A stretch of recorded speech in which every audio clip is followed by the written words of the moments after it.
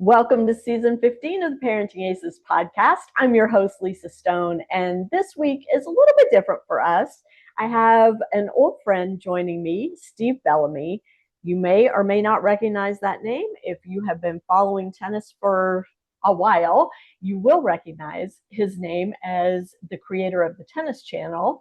And Steve is also a tennis player himself, was a tennis coach himself, is a tennis parent, is married to a tennis player, and has evolved his involvement in the tennis world and the racket sports world over the years to include a new venture called TYPTI.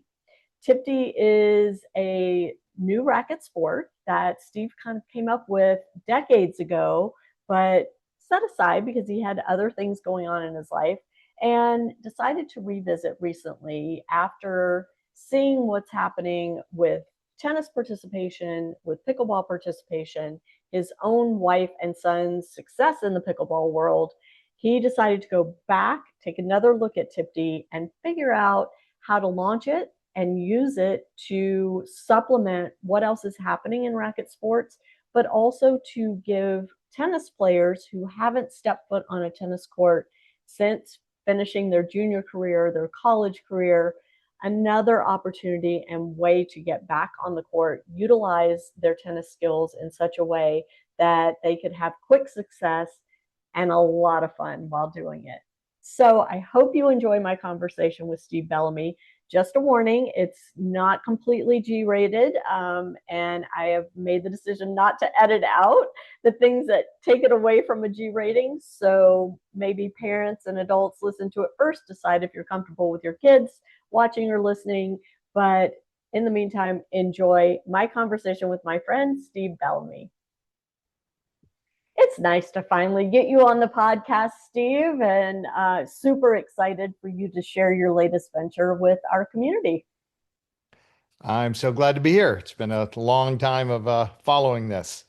Yeah, well, Yeah. you were one of my earliest connections in junior tennis when I started Parenting Aces 15 years ago, and were a very useful, helpful source of info and support and all of those things. And if I'm remembering correctly, you were instrumental in getting me my first media credential at the US Open. And I mean, it's been a journey. Yeah. Do you still do that? Are you still media at all tournaments? And I mean, sometimes I was at the US Open in 25. Don't know if I'll go back this year. We'll see. But yeah, I still am out there and mostly the junior events. So yeah, it's super fun. Yeah, yeah. totally. All right. So for the audience that doesn't know you yet, can you give us a little bit of your backstory from your own days of playing tennis to tennis parenting to your business ventures? Sure. I moved to Los Angeles in the late 80s solely to be a musician and started teaching tennis just as a way to keep the wolves away from the door. Eventually, I did a lot of things. I bought and sold guitars, as you can see. I have them everywhere. You don't even want to know how many I have. And the tennis thing really, the music thing didn't work, but the tennis thing really did work. And I eventually took over a municipal tennis center and created, it was just a little public park. And before you knew it, it was the best junior academy in the world. And uh, we had so many kids, it was beyond logic. And in the same 3 week period of time, a little over 30 years ago, I came up with the idea of live ball, the tennis channel, and TYPTI all in the same little 3 week period of time. And it was based on the fact that I was having a camp one day and I had like 125 campers and I had 4 tennis courts and I had to figure out how do you make that work. And so I started building these little mini tennis courts on the grass and on, probably supposed to turn your phone off when you're doing these things. Yep. Shit. Yeah. Do not disturb as your I'm friend. on a podcast. Can I call you back in a bit? All right, bye. Sorry. All Now right. you're making me edit. Yeah, now I just made. You can leave that Yeah. in for natural flavor, the organic nature of podcasts. Yes. So that was the tennis nerd. So he fits in the thing. Yeah. Um, so that one day I just forgot to take them down. Then the high level juniors come, and I had way too many kids that day. So I just put these top level kids just out on these little mini tennis courts. Just so I had nowhere to stuff the bodies. And what I saw was as good or better as what was happening on the tennis court. And I was like, what in the world? I mean, I'm watching these, and keep in mind, it's on grass that is not like grass cut like Wimbledon. It's like on your backyard grass. And Right. the points were unbelievable. It's all these number 4 in America in the boys 14s, number 18 in the boys 16s, number 17 in the girls 18s. So it was all those kinds of players. And it was just unbelievable how high the level was. And so I ended up doing that for years, probably 3 years. And it was a fun part of what we did. Our kids were all tournament players, but what I noticed was they would always play better after they played on these smaller courts and with a smaller racket and a foam ball. I did not think about it. I didn't understand why. It was just like we were having the most amazing results for a lot of reasons, mostly because we just got the best kids together and they just pushed each other. But there were other tangible things that really made Palisades Tennis Center kids just way more successful than the mean. Um, the tennis channel was born there, and shortly thereafter, I got that off the ground, and I started, spending more time doing that. Um, Live ball, of course, worked, and that was happening everywhere. And live ball was also just based on how do I get 8, 10, 12 kids on one court and keep everybody moving, and that's how live ball was born.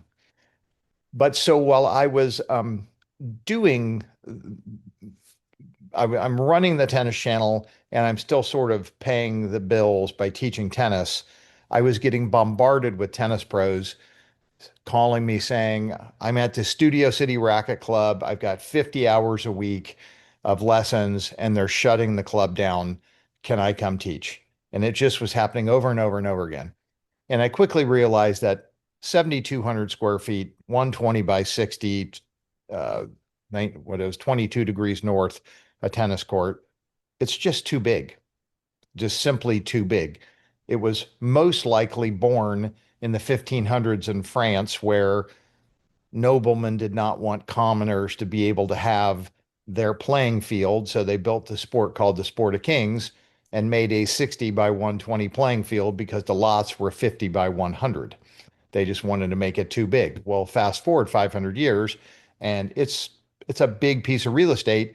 And I just came to the conclusion you can't have 25 of these together in Los Angeles, in Chicago, in a big city. Even you go to a small city, you end up it's 4 acres for a tennis court, or I'm sorry, it's 4 tennis courts, 6 tennis courts to an acre. That is a lot of square footage. And Mhm. so, if you're going to have 25 tennis courts, you're going to need 5, 6, 7 acres, 8 acres when you add parking and all the other things you need. So I took this little sport. I made a PowerPoint presentation. I went to the ITF, the ATP, all the governing bodies, and said, we should start a second sport and we should play it the second week of all the Grand Slams, Indian Wells, Miami, when I always thought the first week of Grand Slam is the greatest thing in the world, and the second week sucks. I hate it. You go from being on the back courts with your hands over the fence, watching Tommy Haas from 18 feet away, and then in the second week you go into a big stadium and it looks like two ants hitting a tic tac, and that's your experience. They're so different. Week 1 and week 2 are so different. And so I'm like, let's just put the second sport in the second week, take all this remnant talent, every Tommy Haas that is lost in the third round of the US Open, let's have them play a second sport in the second week. Who would not want to see Gail Monfils versus Tommy Haas playing a different sport? Everyone would love that. And I got laughed out of every room that I made that pitch to. You might have been, I don't, meh, you probably, I think you were, I didn't even meet you till 15 years ago, Mm-mm. probably. So it was long Yeah. before your time. It Yeah. was 30 plus years ago. But I was literally just like, are you moronic? Why would you even suggest this stupid idea? And my last slide said, don't make me say I told you so. And basically, I'm saying that a tennis court is so big that we're not going to be able to physically put it in major metropolitan cities because the land is too expensive or will become too expensive. And sooner or later, all of these things are going to go. So we might as well invest in short court racket sport today because eventually it is going to take over. And unfortunately, I was very right, as pickleball has now, taken down 50,000 tennis courts in America.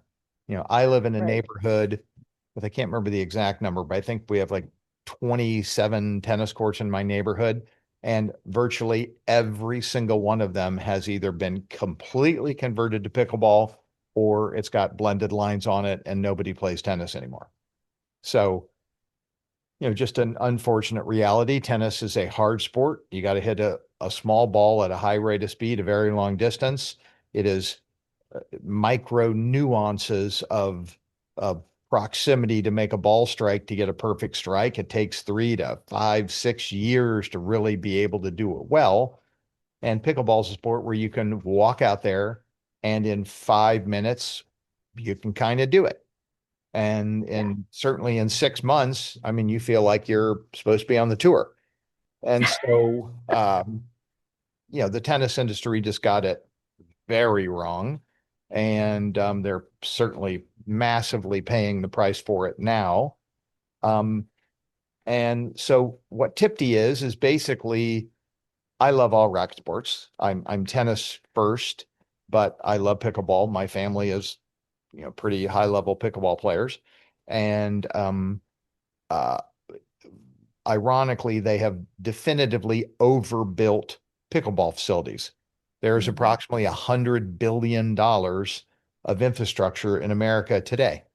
And yeah, in Wow. Dallas, Texas, there are 29 pickleball facilities in a 10-mile square radius. So it doesn't take a rocket science to understand what's going to happen as you add number 21, number 22, number 23, all of those are going to lower price. And before you know it, everyone's going to lower price. And before you know it, it is a race to the bottom. And then these things are going to start dropping like flies. The golden ticket out there is the fact that 25 million ex tennis players who have these racket skill sets hate pickleball. So they're not going to these clubs, they're not supporting them. They're also not supporting tennis either. And so my target is those people. I'm trying to get those people off of the couch, take those tennis skill sets, use a smaller court. You've got a brilliant racket and ball. But the way I built TYPTI was I took the biomechanics of a tennis stroke and reverse engineered it. So I put a racket and a ball combination that when married together, you load, explode, take a giant rip, and the ball goes in. That was it's as simple as that. And But it's a smaller racket, it's a lower compression ball, and a smaller um, court, it's a correct? no compression ball. It's a foam ball. Okay. I should have them here to hold you. Sorry. That's Um, okay. uh, I only have like 1,000 right behind me here, and I don't have them handy. It's And I've okay. only done 800 podcasts, and I've messed that up every time. But so it is I can't even describe the quantity of prototypes I made. I just kept refining and refining and refining. It made the perfect racket. The ball is a 3.5 inch channeled foam ball with weighted red paint down the center. And so it's about the paint ends up being a stripe that's about a third the size of the ball in terms of mass. And it just makes for a perfect play experience. It is the most definitively, tennis is the best professionally played sport there is, period, no ifs, ands, or buts. Pickleball is the greatest phenomenon to happen in participatory sports. Never before has a nothing turned into $100 billion worth of infrastructure in 4 years. I mean, it's just unheard of. TYPTI is neither of those things, but what it is the most fun racket sport by a mile. Nothing is even close. When you play TYPTI, it is joy and smiles constantly.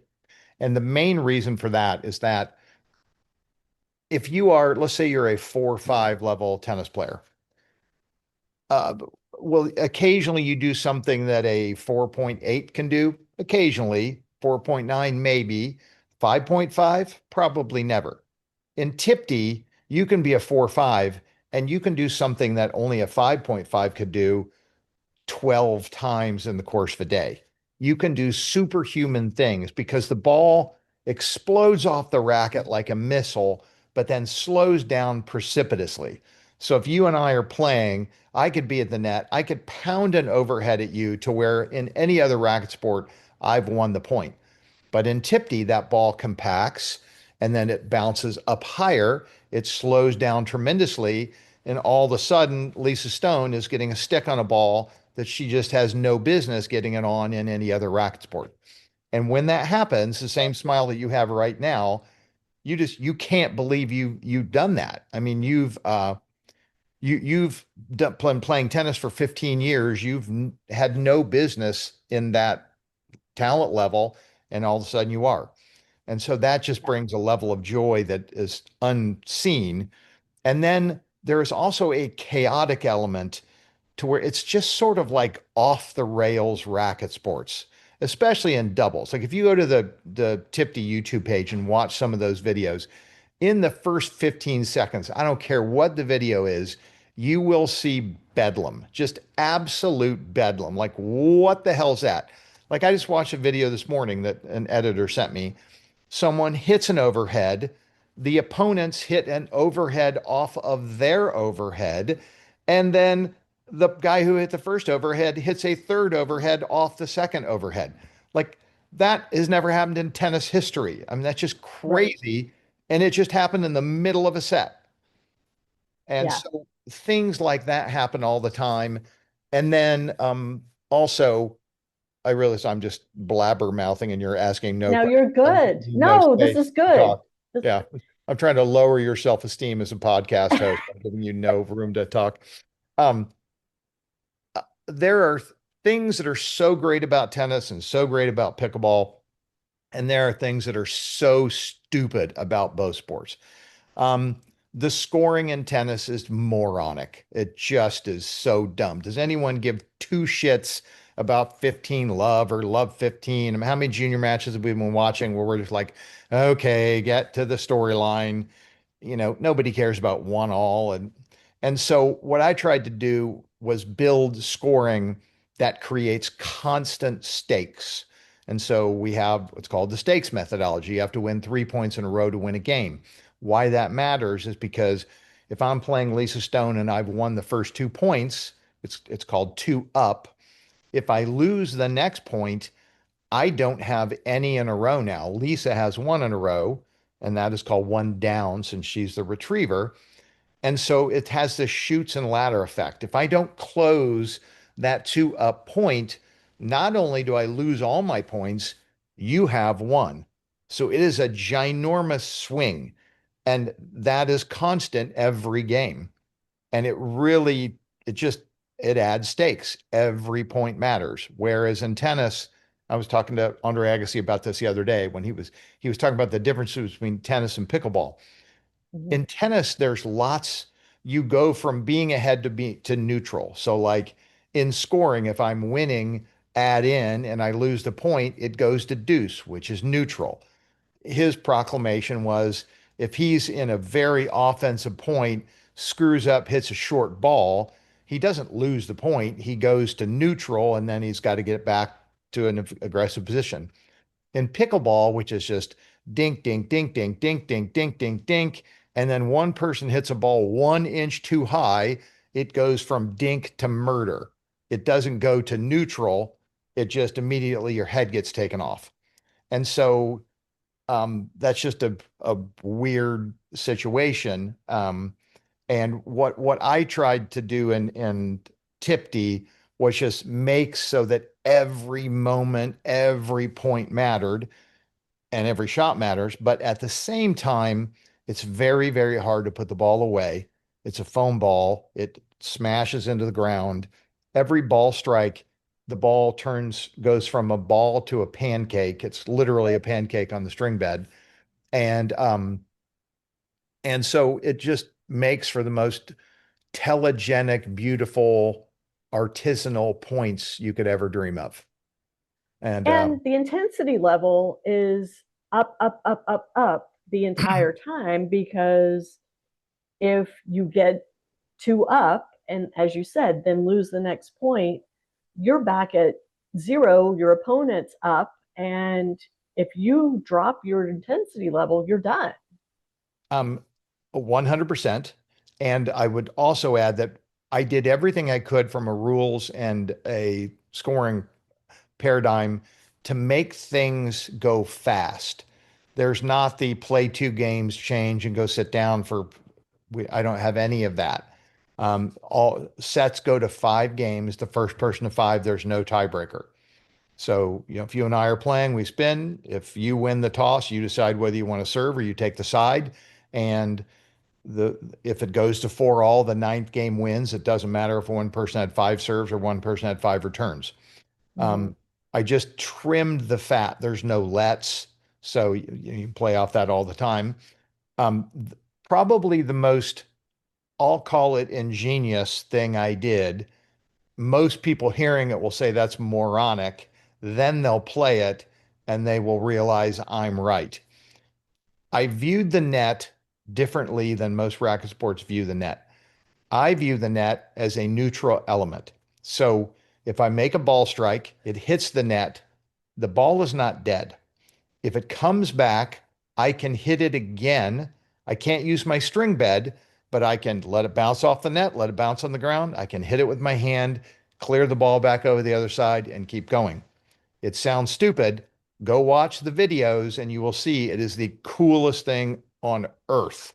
And it adds a whole level of strategy and athleticism that we just don't see in other racket sports. And Interesting. yeah, and you can kick the ball. You do anything you can. You take the butt cap and hit it. You just can't use the string bed 2 times in a row. Wow. And it Okay. it makes for you know, insult me all you want, say it's a dumb idea. Go watch it and tell me if you still think it's a dumb idea. Not too many people do.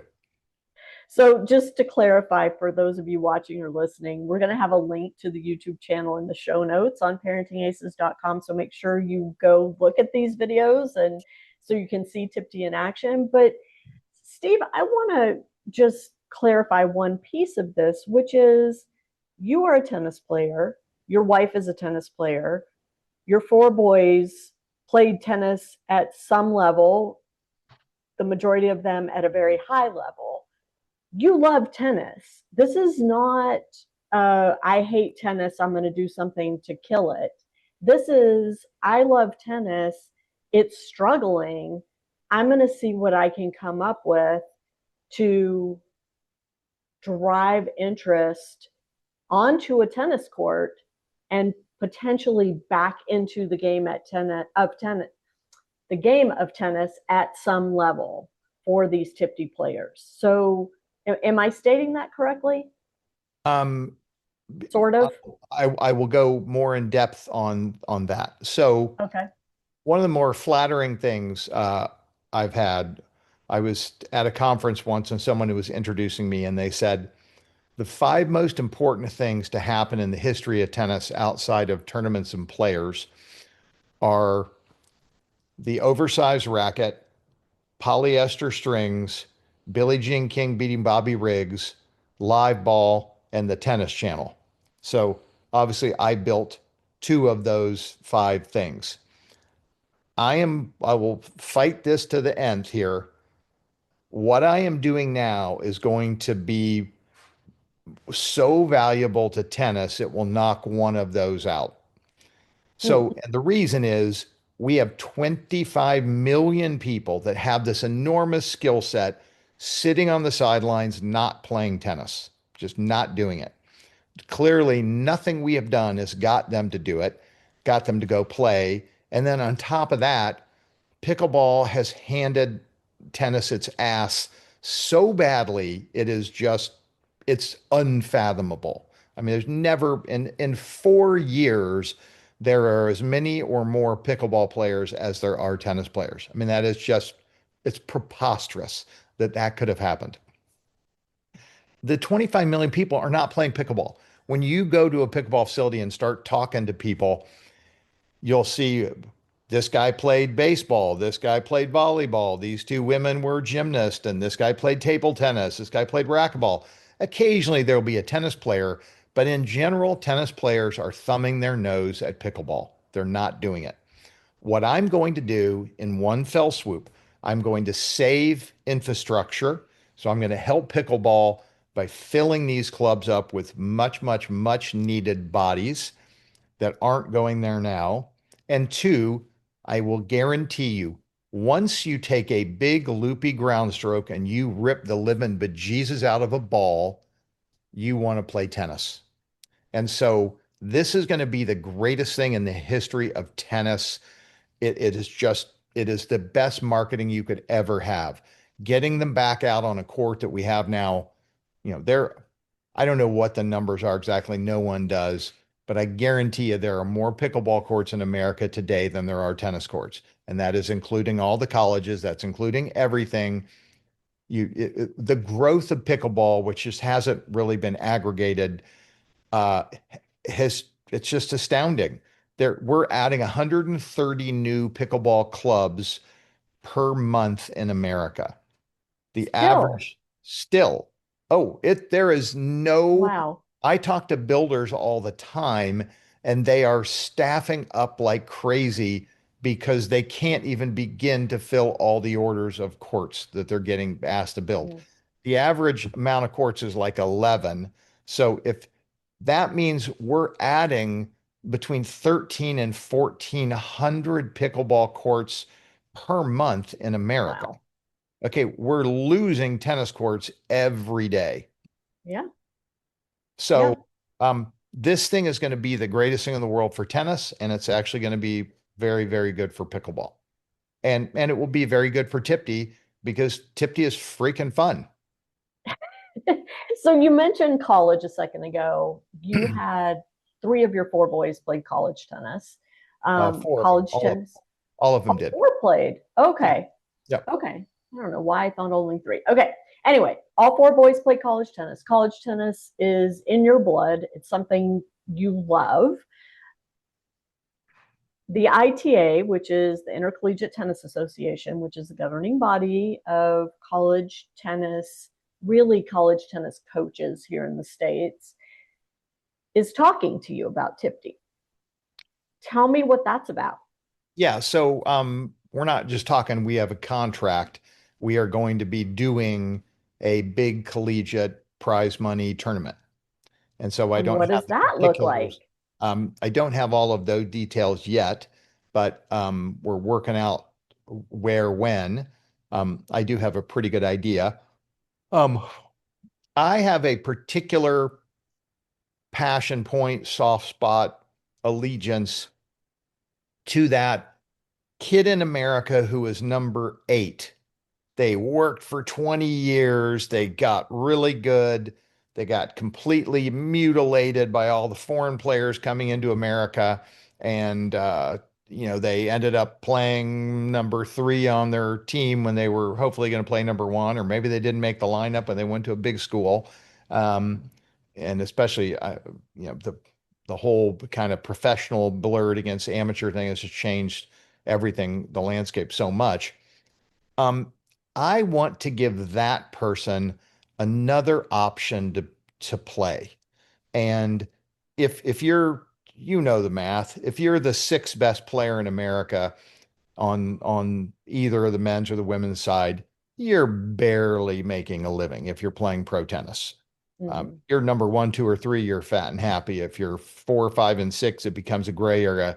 If you're number 11, you're making $24,000 and spending 189,000 to do it. So it's a stupid setup. I mean, basically having a sport that your office is the entire world is moronic, but that's the way the sport was born and that's the way it is. And we've got all of this old growth redwood tournaments all over the world and they're not moving. And so what I want to do is provide a way for those people to continue hitting balls and earning a living doing it. And, my family, my wife at our age is playing professional pickleball and has made a very good living doing so. And my third son, Roscoe, is, one of the better pickleball players in the world. He's number 6 in the world as we speak today. I mean, he makes a mind-boggling living at age 26. If he was playing professional tennis, unless he cracked 104 and was getting directly in the Grand Slams, um, that's a hard road to hoe.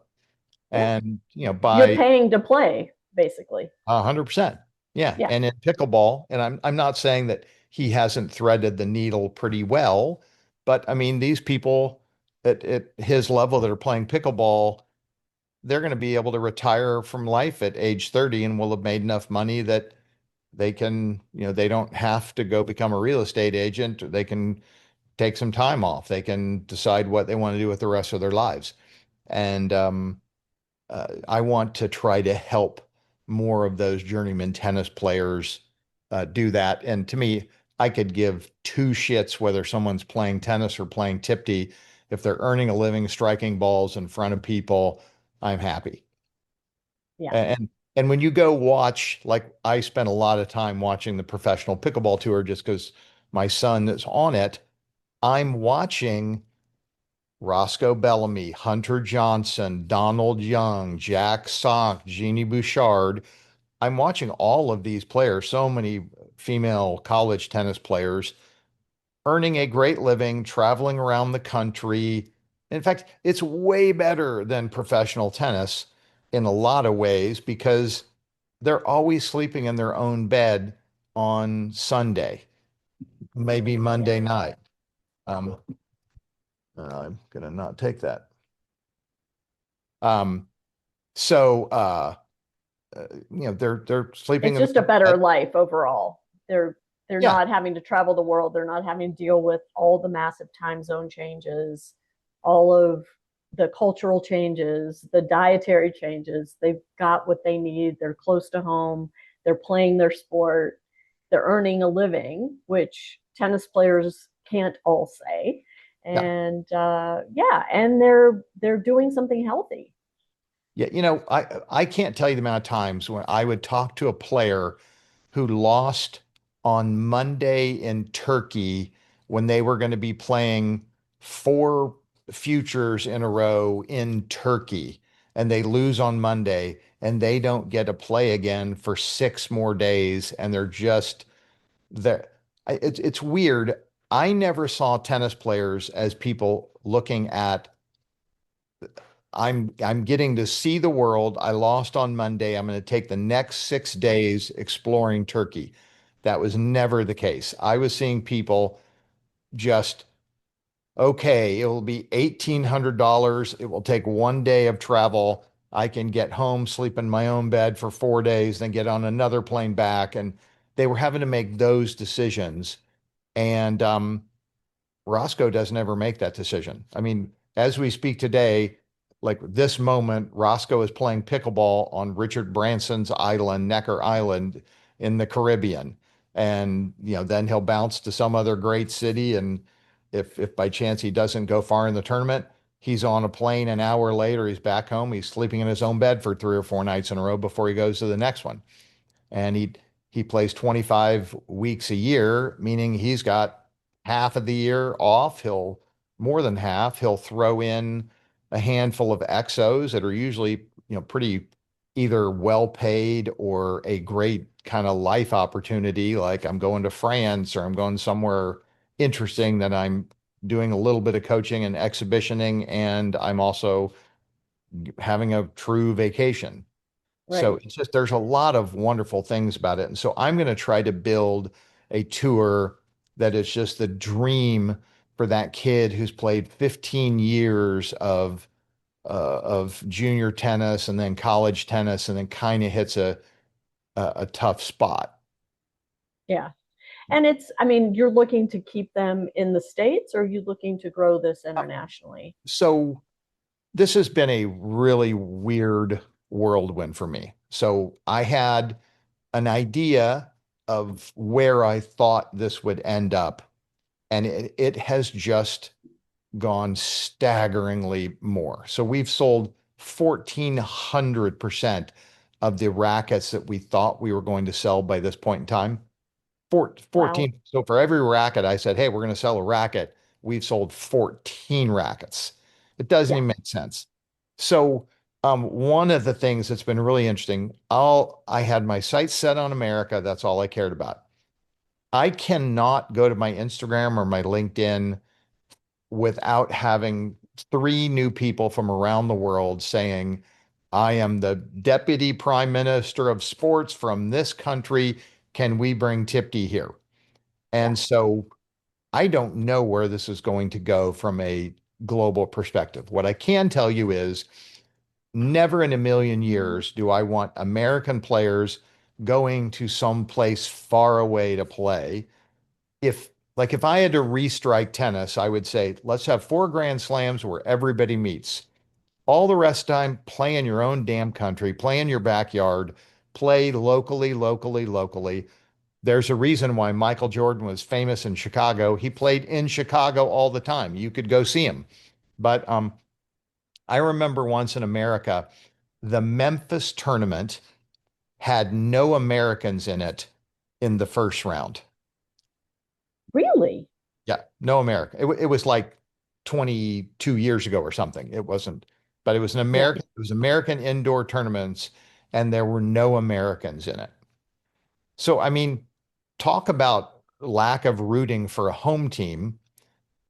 I mean, that's preposterous. So I love international. I can't tell you the amount of international collegiate players that have lived at my house and gone on vacation with us. I love it. I love the flair of meeting people from other countries. At the same time, uh, I want to evoke common sense. And if you were starting the professional tennis tour and everybody played local, except when they went to 4 big things and you got to make 4 big international trips, great. But I mean, these poor tennis players are just, they're on a 22-hour flight every other day. It's loony. Yeah, it is. And it's expensive and it takes its toll on the mind and body.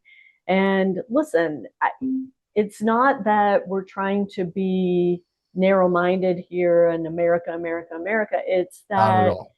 it's, again, this whole notion of yes, tennis is a global sport. Yes, racket sports in general have global appeal. And there is a segment of the tennis playing population in this country that could continue to earn a living playing a racket sport if the opportunities existed closer to home so that they weren't spending so much time and money on airplanes. And the prize money could go to pay their rent or their mortgage instead of buying the next plane ticket. 100%. Yep.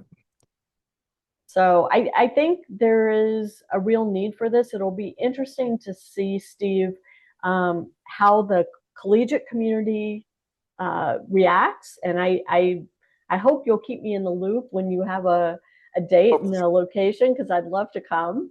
I think it'd be super fun. But also, I love the idea of taking the second week of these big tournaments and having an alternative for the players who have spent the time and money to travel to these locations to earn additional money while they're there.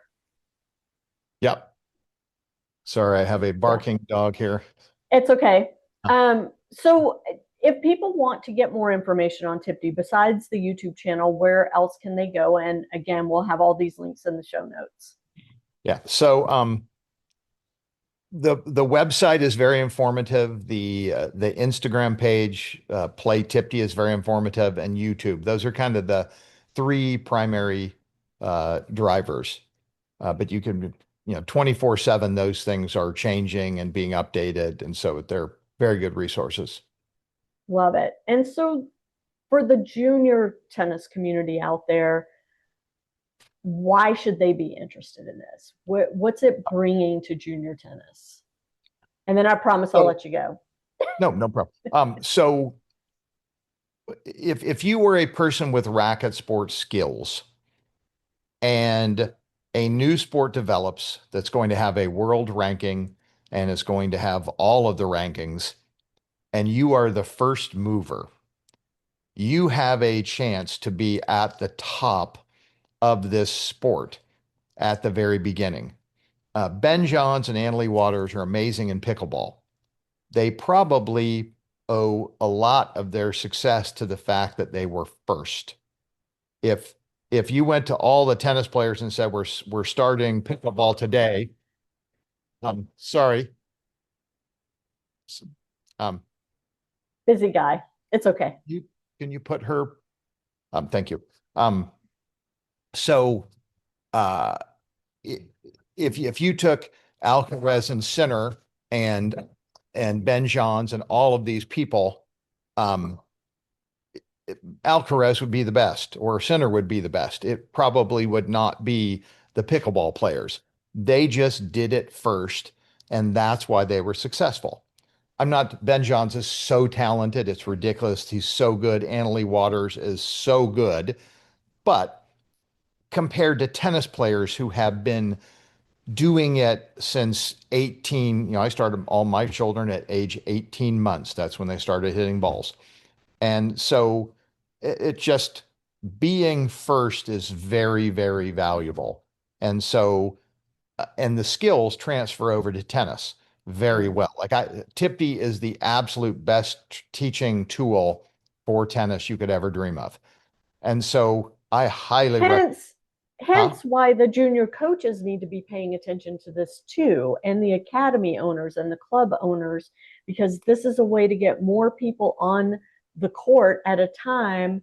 And if you have a drill group with 8, 10, 12 kids, you can't possibly pay them each the amount of attention that they deserve in that drill time period. But if you have them playing TYPTI off to the side till it's their turn to come get the focused attention, everybody wins. Yeah, for sure. And I will tell you, from a teaching perspective, there is a different view of the ball. You watch the ball more intently. When you're playing tennis, you're taking a lot for granted. You're used to patterns. You're seeing a ball come off your opponent's racket, and you immediately know about where you're going to make that ball strike. You fine tune as it gets closer to you. You step, you load, you explode, strike it back. There is a different visual acuity that happens in TYPTI in that you're really watching the spin because you got this big stripe in the center of the ball that is telling you what the ball is doing. So you're seeing it. And so you watch more intently. It's moving through the air a little slower. It's more like a golf ball on a tee than a tennis ball would be. And so you focus on watching the ball more. And then when you go to tennis or you go to pickleball, you take that same level of focus on the ball and you just apply it. And so everybody that plays TYPTI and then goes back and plays tennis or pickleball says they played the best they've ever played. It just happens constantly. But Yeah. yes, if you are a tennis pro in America, go grab rackets as quickly as you can, grab balls and make it part of what you do because I swear it is the best way to get people hooked. First of all, it's the most fun, period. So if you've got new kids coming, when they play it, they want to stay playing. If you want to have a lesson taker that's going to be with you for 7 years as opposed to 7 minutes, have them play TYPTI. It's just fun. No offense to the Red Ball, USTA, or any of those things. Um, they have not worked, period. I mean, we have Yeah. spent an enormous amount of time and money as an industry, the USTA has, on certain programs that just haven't worked. And Right. um, it's funny, I have a love-hate relationship with the USTA. And This is why we're friends. yeah. Um, and it's funny that when you talk to any executive at the USTA, they will tell you the exact same thing. The system is broken at the USTA. It's a flawed system. And you can get people from the sections and the national governing body saying, yes, it's a flawed system. They don't have a mechanism to change it because everybody's already invested a whole bunch of time in this system. But what the system does, it produces things like tennis welcome centers. Where are they? 10 and under tennis, where we came through and painted every court and then we just stopped. Um, don't even get me started on the stupidity of cardio tennis. I hate it. I could not hate it any more than I do. It makes our sport look so dumb. Um, Private enterprise is, I mean, TYPTI is freaking cool. We've gotten 1 billion impressions in a month. We've sold 1,400% of the amount of rackets that we anticipated we were going to sell. It is working and will work. And I hope the tennis industry really embraces it and jumps on board. Love it. Well, Steve Bellamy, thank you for sharing your time and your creative mind and your entrepreneurialism with all of us. And I hope everybody watching or listening to this will go check out TYPTI on social media, on YouTube, on their website, and follow along and give it a try. I think it's something that once you step on the court and hit a couple balls, you're going to be hooked. And I'm excited that we got to share what you're doing with our audience, Steve. Thank you. Thanks so much for having me. All right. To All right. my audience, thank you so much for tuning in. We will catch you next time on Parenting Aces.